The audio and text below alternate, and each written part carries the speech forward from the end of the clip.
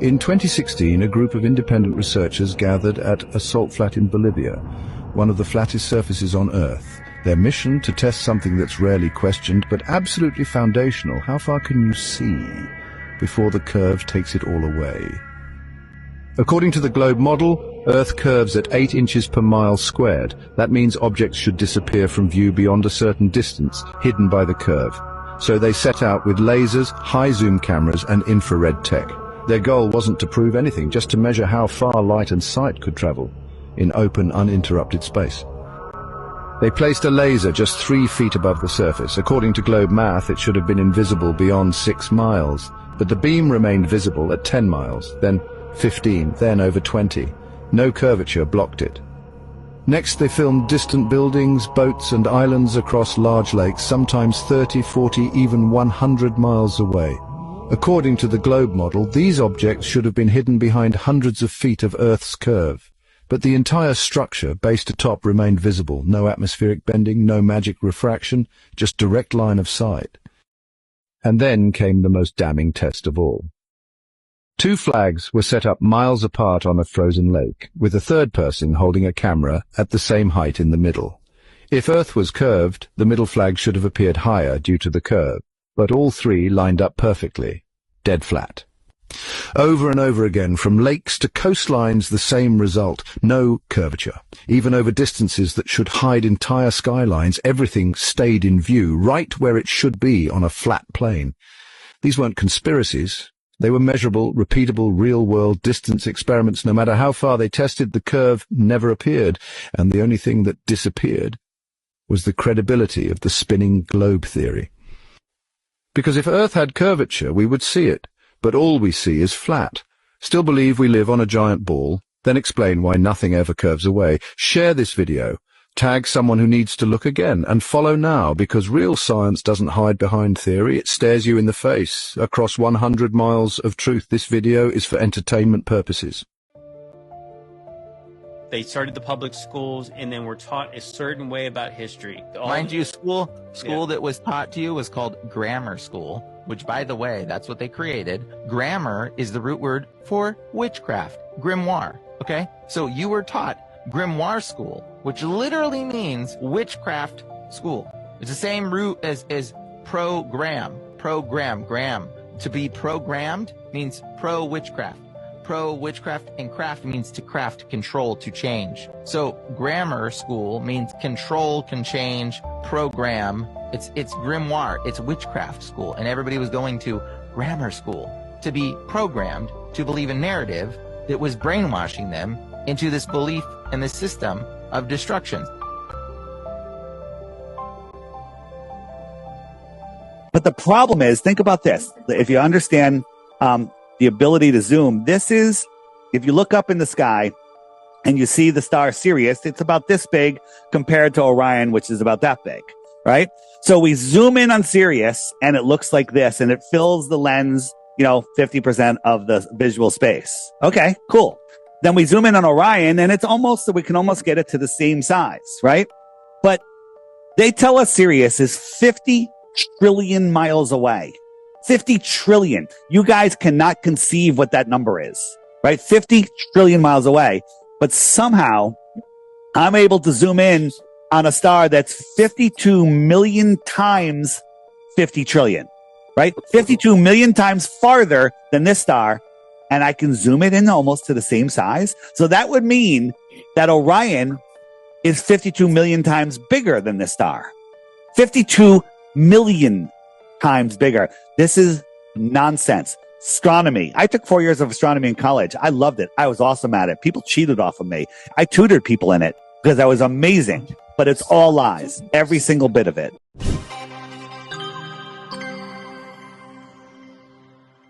So a lot of you from my previous video on the interior of the airships wanted to see this map from the stateroom in the Hindenburg, and for good reason. It's because this map looks a lot different than what you were taught. Just take a look at North America and South America particularly.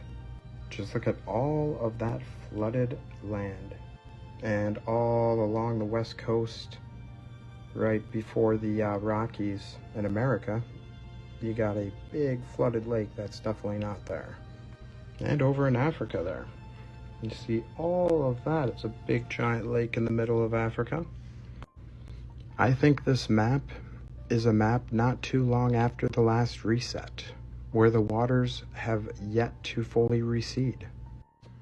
It kind of reminds me of this map that has been circulating around the last several years.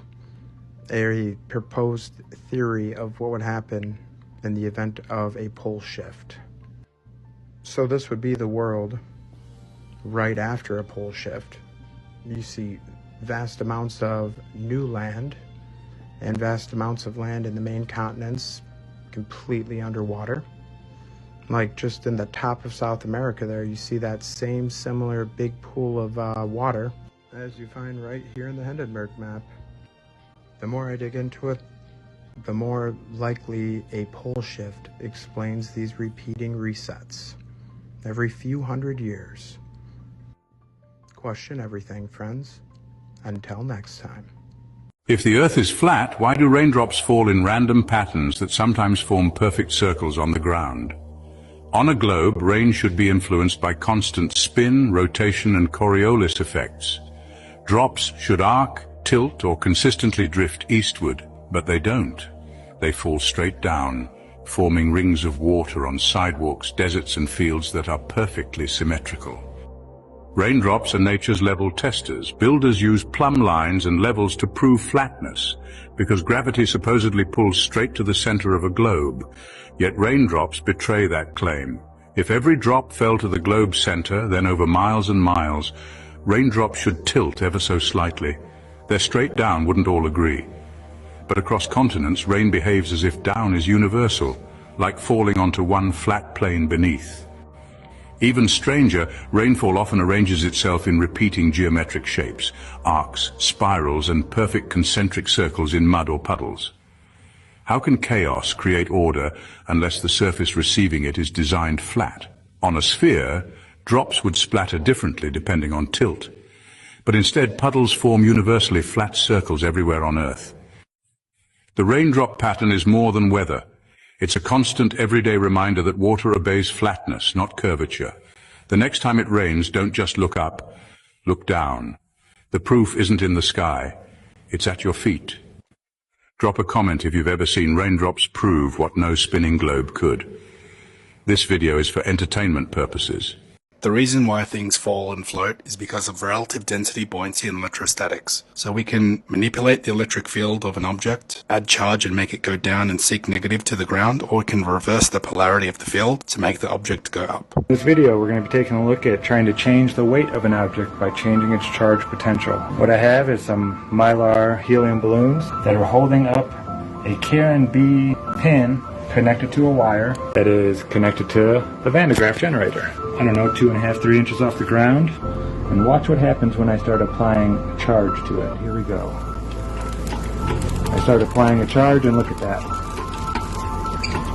All the way down to the ground. Discharge it and it raises right back up. It's very simple. It's attracting to the ground, the negative. We're putting a positive charge on it. And it's being attracted to the ground. Discharge.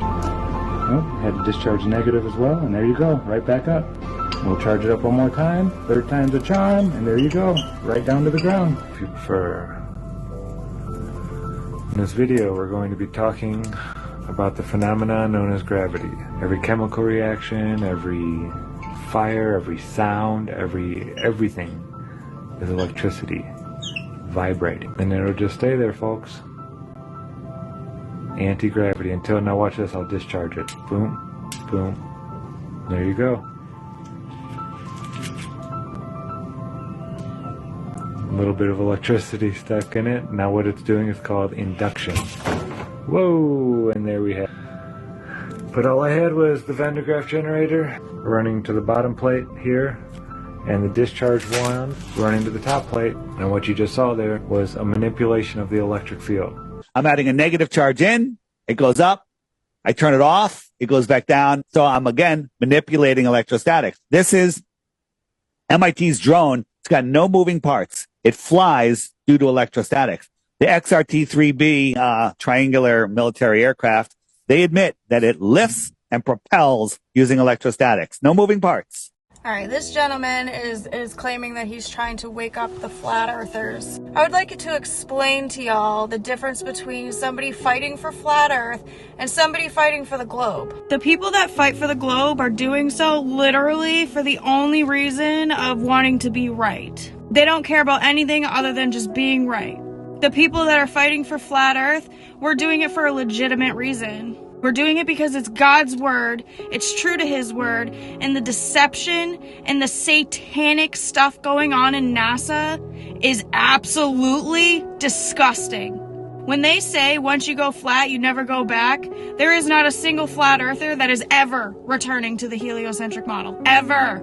Let me make that very clear. Never, ever going back.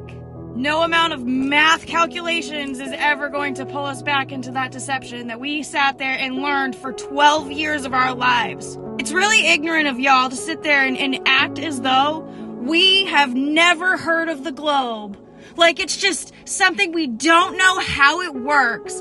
That is so rude, it's not even funny. What else is rude is the fact that you guys laugh, spit in our face without even knowing or understanding our model. We have way too much evidence. I'm talking miles and miles of evidence for NASA and all of their bullshit being a corrupt organization trying to steal our tax dollars to hide God's creation. The globe model is nothing but Satan's creation, his creation.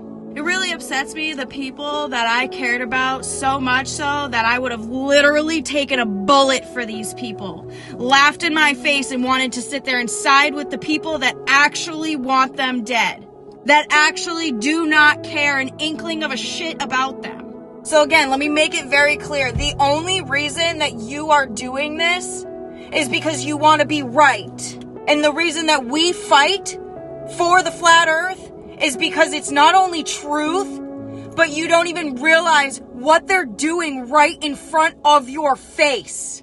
How much money they are taking right out of you and your children's mouths. All for their fake space programs so they can sit there and accidentally drown in their space pool. So many people out there sitting there claiming that they love God with all their heart, mind, and soul, and then turn right around and deflect every there's over 200 plus flat earth verses in the Bible, and you literally have to do mental gymnastics to try to get the globe in there. You have to say everything is a metaphor. I cannot wrap my brain around the fact that people, especially the people that believe in God, sit there and say to me that God allowed for the people who don't even believe in him, that do not stand on his word, to sit there and tell us his creation model. Make it make sense. Done rant.